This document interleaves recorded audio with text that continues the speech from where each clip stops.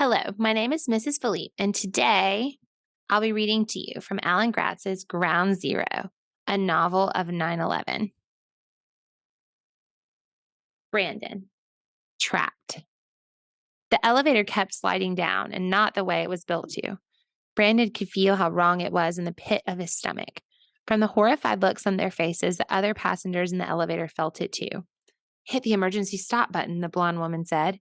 Nobody moved, and the elevator kept sliding. Above them, something groaned sickeningly. Hit the emergency stop, the woman cried.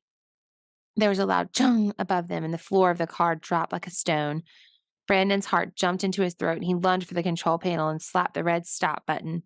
The elevator's emergency brakes grabbed hold with a squeal, and the car jolted to a stop. Everyone tumbled to the ground, and then they were still. Brandon's breath came fast and hard, and he panted with fear. What had just happened? Something smelled like it was burning, but not like a kitchen fire. It had a chemical tinge to it, like when you squirted lighter fluid on the burning charcoal in a grill. The passengers stirred and helped each other to their feet. Brandon's legs were trembling so much he almost couldn't stand. What the heck just happened? A big man in a blue blazer asked. None of them had an answer. I rode out Hurricane Bell in this tower in '76, said Shavinder, the windows on the World worker. During the hurricane, the tower swayed back and forth 5 yards each way, but it was nothing like that. The silver-haired man clutched at the buttons on his shirt. Good God, if this thing fell over, it'd reach all the way to Chinatown. Brandon blanched. The Twin Towers fall over? That's not helping, the woman said. Try the phone. There was an emergency phone behind a metal panel, and Shavinder pressed the call button and waited. Yes, hello, he said after a moment, and Brandon relaxed. If somebody knew they were in the elevator, they could come and rescue them.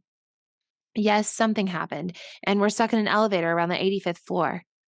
Brandon heard a calm voice on the other end answering back. He says that there's some kind of problem on the 91st floor, Shavinder told the other passengers, and an explosion or something. He says, hello? Hello? Are you there? He's gone. An explosion? Brandon thought. What could have exploded? The big man took the phone from Shavinder and pressed the call button again. He shook his head. The line's dead. Black smoke crept through the seams at the top of the elevator, and Brandon felt a bead of sweat roll down his back. Smoke? Was there a fire? It was getting really hot, too. We've got to get out of here, the silver-haired man cried. Stay cool, the woman told him. She dug a cell phone out of her briefcase and flipped it open, but she couldn't get a signal. Nobody else had a cell to try. They were trapped and cut off from the rest of the world. Brandon put his head in his hands and tried not to cry. He was scared and separated from the person he relied on the most, his dad. It's you and me against the world, Brandon. This is how we survive. But how was Brandon supposed to survive without him? Smoke tickled the back of Brandon's throat and he coughed. The old man coughed too, longer and harder. Brandon can now see the black smoke among them, curling and twisting like something alive. The big man pulled cloth napkins from the wreckage of the cart. Here, wrap these around your face, he said. Dab them in some water first, Shavinder said. The overturned pitcher had a little water left in it, and he wet the napkins and handed them out. Brandon tied his napkin around his mouth and took a deep breath. It was still hard to breathe, but the napkin filtered out a lot of smoke. The old man kept coughing, though, even with the damp napkin to help. They all sat down on the floor to get away as far from the smoke as they could and went around introducing themselves. The blonde woman's name was Marnie, and she was a stockholder from Connecticut. Shavinder was born in New Delhi, India, and lived in Queens. He had worked at Windows on the World since it opened in 1976. The old man's name was Stephen. He was an investment banker who worked on the 101st floor and lived on the Upper West Side of Manhattan. He'd been a New Yorker all his life. The big man's name was Mike, and he lived in New Jersey. He was in the tower to interview for an insurance job. I'm Brandon, Brandon said when it was his turn. It was weird talking to a bunch of grown-ups like he was one of them, but in a way he was. It didn't matter whether they were young or old or where they were from. They were all stuck in the same bad situation together. Wait, you're Leo Chavez's kid, aren't you? Shavinder said. Brandon nodded. There was no sense hiding it now. Getting in trouble with his father was the least of his worries. What do you think that sound was? Mike asked. That snapping sound right before the kid hit the stop button. You think that was the elevator cable?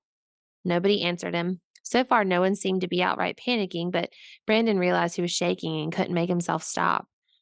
He wished he could reach his dad. If only I hadn't gone off on my own, Brandon thought, and all for some stupid Wolverine gloves.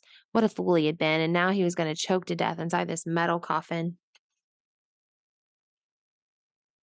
Kid, you with us? It was Mike. He and the others were looking at Brandon like they'd asked him something when he wasn't listening. "We're going to try to get out of here," Mike told him. "Can I lift you up so you can try the ceiling?" Brandon agreed, and Mike boosted him up onto his shoulders. The smoke was heavier up there, and Brandon held his breath. He pushed and pounded on every inch of the ceiling, but nothing budged. "Let's see if we can get the doors open instead," Shavinder said. He and Mike put their palms flat on the shiny metal doors of the elevator and pulled, and the doors opened a crack. Brandon felt a tiny thrill. Maybe they're going to get out of here after all.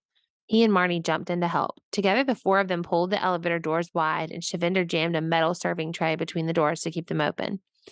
Brandon stepped back, expecting to see a hallway or at least part of one, but instead there was nothing but an unpainted gray wall with the number 85 handwritten on it in pencil. They were at the 85th floor, but they couldn't exit onto it. Of course, Brandon realized, the local becomes an express after the 97th floor. There were no exits between this elevator until the sky lobby far below them on the 78th floor, which meant they really were trapped. And the smoke and heat were getting worse. "It's drywall," Mike said. "Sheetrock, the stuff they make the walls out of." "Maybe we can bust our way out of here," said Marnie. Mike lifted a big foot and kicked at the wall. Thwack. Brandon leaned in close to look. All the kick had done was leave a footprint. Mike waved everybody back, lowered his shoulder, and ran full tilt at the wall. Thunk. Nothing happened to the wall, but the elevator shuddered and jerked down another half a foot. Brandon thought he was going to have a heart attack.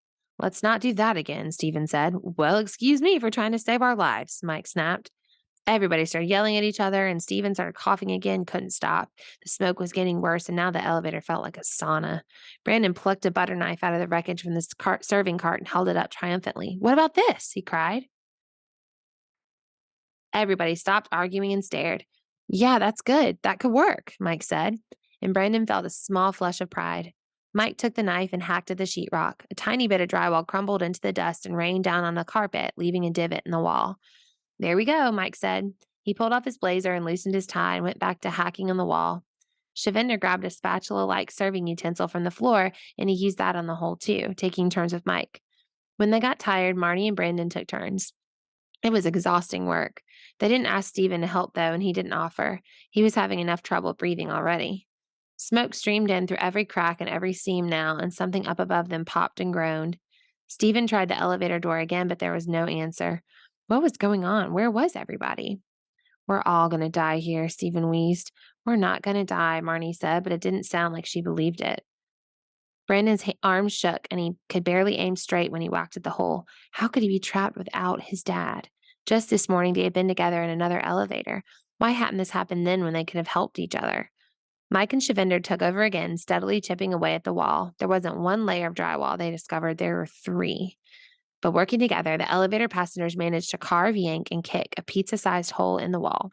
None of them could fit through it, though, except for Brandon. "Go, young man, go," Shavinder told him.